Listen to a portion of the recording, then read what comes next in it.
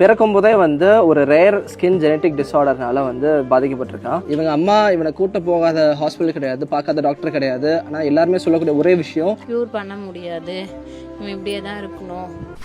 Mister Ashiq bro பண்றது வந்து ரொம்பவே சந்தோஷமான ஒரு விஷயம். அந்த குழந்தைக்கு ஹெல்ப் பண்றது. இந்த மாதிரி தமிழ்நாட்டுல நிறைய குழந்தைங்க இன்னும் இருக்காங்க. என்ன கேட்டீங்கன்னா திவான் வந்து நான் பிளஸ்டுன்னு தான் சொல்லுவேன். ஏன்னா அப்படி ஒரு கண்டிஷன் இருக்கு, அந்த பாப்பாக்கு வந்து ட்ரீட்மெண்ட் இருக்குன்ற விஷயத்துக்கு வந்து இவ்வளவு தூரம் பேசுறாங்க. அப்படின்றப்போ இதே மாதிரி ப்ராப்ளம் இருக்கிற மற்ற பிள்ளைங்களுமே வந்து வெளியே வர்றதுக்கான சான்சஸ் நிறைய இருக்கு. இதுல வந்து ஹோமியோபதி டாக்டரா நான் இதை பத்தி கொஞ்சம் பேசணும்னு நினைக்கிறேன். என்ன அப்படின்னு பாத்தீங்கன்னா, இது வந்து ஒரு ஸ்கின் ஜெனட்டிக் டிஸார்டர். இதோட நேம் வந்து சொல்லுவோம். இதுக்கு வந்து ட்ரீட்மெண்ட் ஆப்ஷன் பாத்தீங்கன்னா அவங்க அம்மா சொன்ன மாதிரி இதுலயுமே ட்ரீட்மெண்ட் கிடையாது அப்படின்ற மாதிரி தான் சொல்லுவாங்க. பட் இதுல ஹோமியோபதிக்கு ஸ்கோப் இருக்கு.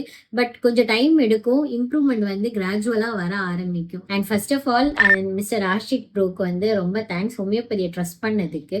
ஸோ ஹோமியோபதியை ட்ரஸ்ட் பண்ணி ஆஷா மேம் கிட்ட கூட்டிட்டு போய் ட்ரீட்மெண்ட் ஸ்டார்ட் பண்ணதுக்கும், மேம் ஃப்ரீயா வந்து ட்ரீட்மெண்ட் கொடுத்ததுக்குமே வந்து இன்டென்ஷன் நல்லா இருந்தா எல்லாமே நல்லதா அமையுன்றதுக்கான ஒரு எக்ஸாம்பிள் தான் அது. ரொம்ப சந்தோஷமா இருந்துச்சு பாக்குறதுக்கு.